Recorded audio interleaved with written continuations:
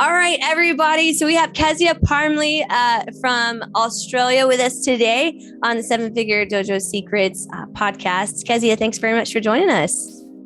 No problem. Thanks for having me. Yeah. So Miss Kezia, she and I connected during the worst possible time. I think that martial arts school owners could connect. We actually connected during the very beginning of the pandemic, the beginning of 2020, went through a rough patch, but tell us about your school, about, your student count, about what you guys have accomplished, because you have a very large school there in Australia. And I know that our viewers would love to hear a little bit more about it. So during the pandemic, I think before that we had about 400 members. We now have almost 500 members. We had, at the beginning, we had 2 schools. We had to reduce that down to 1 due to staffing issues over COVID. But we've had to, been able to readdress and, move onwards from there and actually grow even more. So I think we were a bit stretched over the 2 schools. We learnt some valuable lessons. At the time, the mentoring that I had, I realized who mentors you through different things. If they're asking you the right questions, you'll get the right answers. But if they're not and you don't know what questions to ask, then you're going to learn the lesson somewhere. And I'd rather ask the people who've been there, done it before. So I really learnt that who you hang around with, who your mentors are like absolutely critical. And that made a huge difference to us, which is where we connected and we were able to progress through and build our skills even during COVID because of how you had helped us in that part there. So that was very appreciated. Yeah, definitely. And I loved being able to connect with you guys and have the utmost respect for y'all and everything that you guys are trying to achieve over there, because I think our goals are very similar. We're wanting to use martial arts as a vehicle for transformation and change. And you guys have been doing that for 20 or so years. Is that right? That's right. So our kids have grown up as kids of martial arts owners. Yeah. So we had, certain rules. I mean, they all had to do martial arts and they all are now, my daughter is now our chief instructor. One of my other sons, he's still an instructor in teaching. He teaches more instructors how to teach. And then my other son, he's still an instructor, but he's also just, he does MMA now and just came back from Worlds and stuff. So, yeah, they're all still in the industry. They love it. They've seen the lifestyle and they can see it's easy to run a family around this. Right. And it's fun. And it's the one job you get to go to work and really enjoy. And you can go cranky and then go to teach classes and then you're having a good time. So yeah, we love it. We love it. Yeah, definitely. I mean, and from doing that and then raising the family, and, obviously I'm a second generation martial artist. Now I'm raising my son. And I know your children have kids too, that they're bringing up in this. So, a lot of people have a lot of trouble balancing work and balancing life. And so, do you feel like that there is balance, or do you feel like it's just one of those things that you should ignore, what culture says about work-life balance? Tell us your philosophy on that, since you're already doing it. My thoughts are that people take it out of perspective, and the balance is what you make as a priority. And for me, I may have seemed like I was working a lot, but I worked with my kids. My kids were around us all the time. Out of anyone, I don't know anyone other families that got to spend as much time with their kids as what we did. And we had fun doing it. It was enjoyable. Plus, we really got to cement into our kids, even though they didn't realize it at the time because they're your kids, the standards of excellence, the work ethic, the customer service, the sales and professionalism. My kids, anyone who sees them or meets them they are so much more mature, and they just understand how the world works better because they spent so much time around us compared to, I don't know, going and working at McDonald's or something. So sure. Yeah, honestly, it was been a great life. I've loved it. I love my kids are so close that we all did so much together. But as well, now they're all, doing businesses and things like that. And they're all, in their early 20s. So it's cool.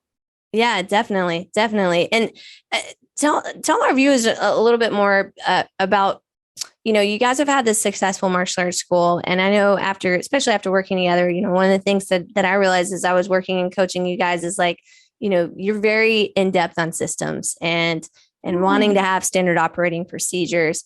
How important was it for you guys to implement those things to grow? And then how important was it so that you could be able to spend time with your family like you wanted? Like, did it make an impact? So I think as we started our school, originally, like we both, I worked at another job. It was a part-time hobby thing, and we just sort of did it. And then it got to the point where it's like, I'm giving all my time and effort and skill to another business, and I could be giving it to our own. When I actually stopped working there and gave it to our own business, that's when we really grew and were able to take that and make that a full-time income for our family. That was scary. It was risky. But we went, I don't know. I was like, I'm giving all my time there. I don't want to do that. I want to go give it to us. So that was the first thing we had to overcome, or I had to overcome, and be able to make that decision of, do I feel comfortable with that? Can we make a go of this? And so that was the first bit. When we did that, that's when we did really grow. It's also when I really learned that, we were so winging it. It was not a business. It was just like, oh, cool. We had some personality enough and had enough confidence and passion about martial arts that people would just join. So then we had to, grow and develop from there. I think one of the next learning things that happened was I injured myself doing something absolutely stupid, but I couldn't walk. And I was like, I could not walk. So I couldn't even stand on the mats to teach. And so then I had to do reception. Before that, we didn't have anyone in reception. We just were like, we had a desk there, and but we didn't really have anyone that worked there. So because I was on reception. What I learned was that I made us money when I was on reception. That I could sell more classes, I could sell uniforms, I could sell upgrades, I could welcome those people in and sign them up better. And I really learned that. And so we then had to readdress and reassess what we were doing and go, this is how we'll make money, even though I love teaching and am really good at it. This is how we make money. So then we had to turn around, and our kids were only teenagers at that stage. Fortunately for us, our boys are big. So we had one who was 15, Oren, and we called him man-child. So people would think that he was like, in his 20s, but he was only like 15. And because he'd been doing, martial arts for, I think, about 8 years by then, sure, he was very skilled and had, just learnt what we do. So it was easy to put him into an instructor type of role. But we had to then go, how do I move out of that? And it was even initially for just some hours in a day to go, here's the most busy day hours. We need to have, me there. During that, I then had to learn, well, what are our systems? What are our processes here? What do I do? What am I saying? Where do I organize everything so that then we could then teach? And then we got like younger, late teens, early 20s type people to do reception. We now have someone there that is full-time from they're all day, basically all day, all the time. And then they do up till 7:15 at night and Saturday mornings. So we had to learn that. But that was one of the biggest things that helped us grow, was to have someone on reception. I know a lot of schools still don't. And I don't think they understand the value of it. And I certainly didn't until I had to be there because I couldn't do anything else. Right. But I quickly learned that I made us money. It was really important to have that position in place. And then to be able to have me be able to step out of that position by having systems, procedures, standard operating, all of that, and automate as much as we could. So that was the next thing that we really learned. I have learned that our systems and our standard operating procedures have to grow with us. Every time we get to about 50 students, so we get to 100, 150, they've got to change. 200. It's always that ceiling. You seem to go, you get to that number and you're, yes, I'm going to get to 250. And then you drop down. You go back and then you drop down. And it's so frustrating. But it really comes down to, I've now learned, since having done that a number of times, it's your systems. You have to go.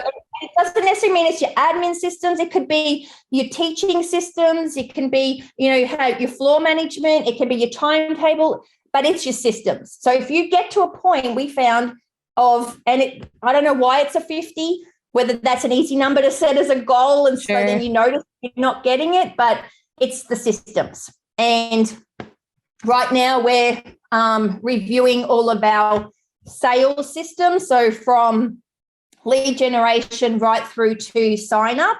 We're reviewing that one because we're now at that number of tweetering there up and down. And it's okay, well, this is the most important one we haven't reviewed in a while, even though I know it works well. So we sat down with our team and I went, okay, because I don't actually teach in classes if I don't want to. I only do a few classes a week now. I don't need to. I have people. I run my manager and I have an operations manager and our chief instructor. So we run those and they do everything else. Right. So we have to have those SOPs in place so that they know what they're doing. And so we get the reporting from it. So anytime we put a system in place, I'm looking at it from a point of view of what do I want to see out of it? What's my end goal? I just want to go and see, I just want to see the numbers, the KPIs, are they being met, what's happening, and where are any issues or bottlenecks. So that's what I want. Then it comes out of this massive list of all of these steps have to happen and things like that. Yeah.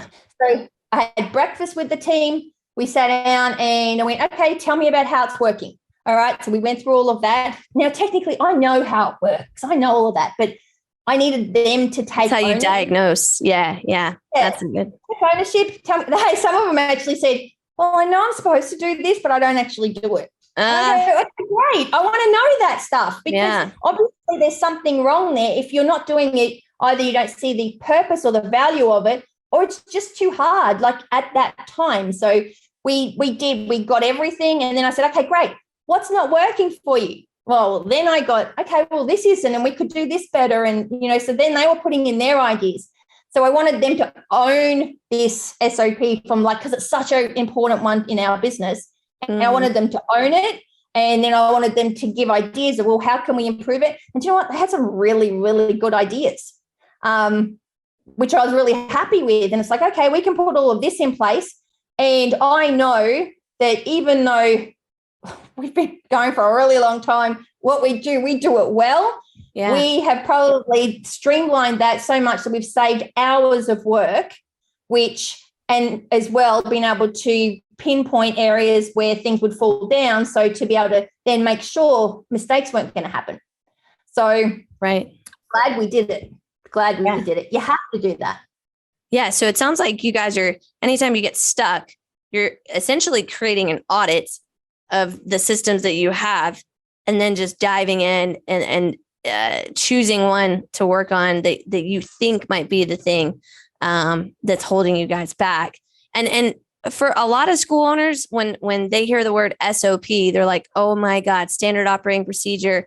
It's this giant manual that I have to create and it sits on the countertop. Are you a proponent of the giant manual? Do you do it online? How do you make sure your team actually knows what the heck that they're doing? So we have, I start with a flow chart because if I can visually see it, I don't have to have that big, huge manual and look at it or anything. I can just look at that one thing and I know all the different pieces that fit into it. We then color ours and we use a program called whimsical.com. It's free. That's why I use it. Hey. But, and it allows me to do the flow chart. It has all different ways and we color them by who's doing what. So then they can turn around and go, here's yours, you're purple, you're this one, this one, this one, and this one. And then they can see it. And they also then see how it fits in to the whole thing, and they see who else is around them, and then is taking the next step. So like basically they're going, if I don't do my job, that person's job is going to suffer.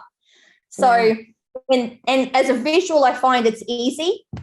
And then each person, we have them all written. We have videos of them as well. And we have all of that kept. We use monday.com to manage all of our team because it's got a lot of automations in it, but we didn't start with that. We started with an Excel spreadsheet and we did that. It's probably the worst way you can manage your team, but you've got to start somewhere. Sure. We moved to teamwork because, again, it was free because I could swindle it to get, okay, you all use this one so we could have 2 accounts. You've got to do what you've got to do. Yeah. But now we have a big team. We have a team of, in-house staff as well as a number of VAs.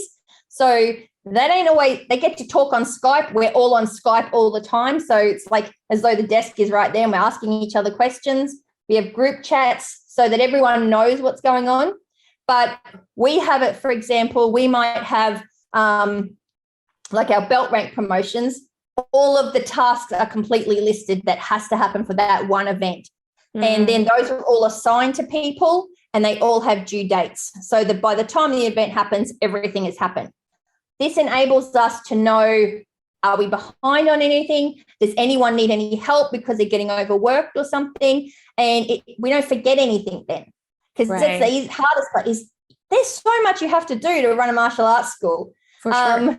So much. So you can forget stuff. And this way, and then we just duplicate it each time. So you do the thinking once, create it once, and then you just use it, and then the team follows it. It's the due dates part that makes all the difference to be able to go look at that thing and go, are we behind or are we on track? And that's all I want to know as an owner. I'm just going to go, grading. Well, we call them gradings. You guys call them belt rank promotions. Yeah. Belt rank promotion. Are we on track or not? And if we're not, well, what's behind? And it's easy. So I look at it from that point of like, I want to know these 5 things about my business this week. Tell me where they're up to, and I can look at just those simple things. And they might have, 30 steps underneath them, but I just need those 5. Yeah, that's, and I think that's an incredible point. And likewise, in my flagship school, we use something similar called Asana. Pretty much same thing, guys. Like anybody that's watching this, monday.com or Asana, it's going to function the same way. But I think one of the things, if you didn't pick up on it, what Kezia was saying is it's not a dusty old book sitting on the countertop. It's a living, breathing organism that you can change, that is your system of operations. Is that about right? Like you guys have that? Definitely. And as well, we then have the last step of it is to then review it and go, did everything work how it's supposed to, or do we need to adjust it? So we're always looking at updating, modifying, improving, streamlining everything that we do, mostly so we can just run a really lean ship to go, this is what we need to do.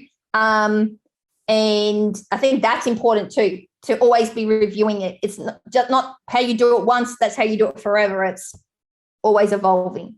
Yeah.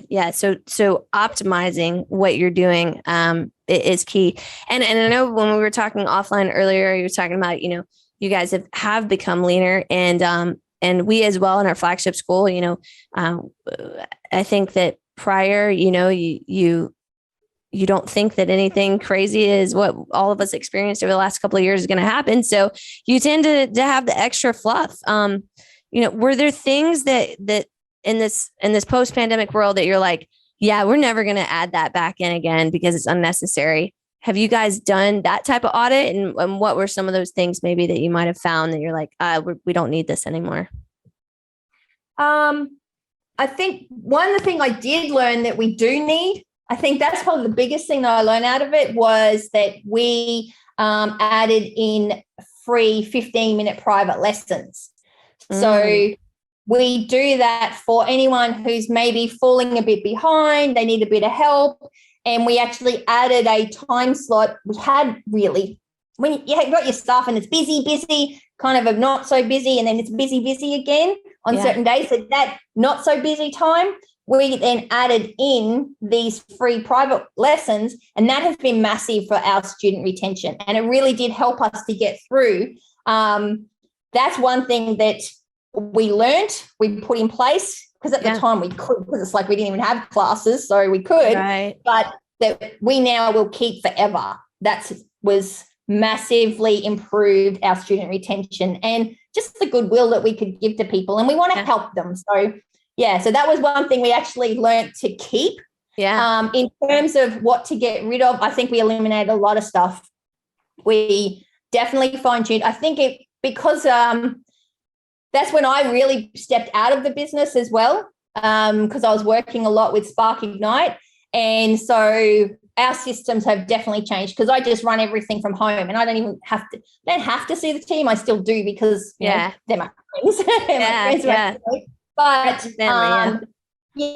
I run it all at a distance. And so our procedures, everything of how we operate probably did change. We had to make it more streamlined. We had to have the list of everything. And I had to learn too, if I'm not in there, how are you guys going to do it? Are you going to do it the same as what I did it? And how do I then make sure you are doing it to that standard and the way that I want it done, without me having to peek over you the whole time? Excellent. Yeah. Great words. Great words of advice there. So if you have a school owner that is sitting there and is maybe, they're at that 150, 200 mark, and they're really starting to make some traction. They're really starting to leap, from 200 to 300. Is there anything that you would tell that school owner, hey, keep an eye out for this. You need to watch out for this. This is something you should pay attention to, because it's going to come up and you haven't experienced it before, but you're going to see it in the future, that they should be considering before exploding to that next level. So I really feel there's a big difference between having 100 or 200 students and then going to that next level when you start getting 300, 400, 500. Those are big numbers that require a different type of scaling. So when someone's about to hit that, what do they need to watch out for? Student retention. You need to have an absolute rock solid system in place for your student retention. Being able to identify who is falling behind without you having to be in class to see them. Because when you're up to 200 students, and honestly, I could tell you every student, I knew all of their names. I could tell you where they're up to and what they needed help with. I could do that. But when you start to get to those other numbers, unfortunately, some of them all look the same now. They're all little kids. They've all got the same uniforms on. And so student retention was critical for us, and we didn't monitor it as well because people just didn't quit. And we always had our quit rate under, I think it was about 2.5%. We always had that. I had to get over the fact that when you have bigger numbers at 500, 2.5% or 3% is a bigger number. And I was like, why are this many people quitting? But I would go do the calculation, I'm like, it's still the same percentage. So everyone has to go, is there still the same percentage, settle? And I'm like, I just hate that many people quitting. But I had to go and look at it. Before I used to look at how many people were joining, and I had to change my mindset to know what's our growth, because I had to really consider that is a real number, that quit number, compared to, and I have to then go, okay, we might be getting this many people, but with this many people quitting as well, what is that growth? Am I really growing? Am I doing the right things for all of our leads? That was a big learning. I had to go from a smaller school to a bigger one of student retention so that they wouldn't quit, and then know those numbers and be able to get that list of people to go, how are we going to help them? So that's where our 15-minute private lessons came in to help, to go, let me solve that, so that they were in place there to help them. And as well, the other thing to going from smaller to much bigger, you have to automate. You got to, everything you do, every system you have, you got to look at, how do I automate this? How do I make it all happen without someone having to get involved? There's too many people to look after more properly if you don't automate. Yeah.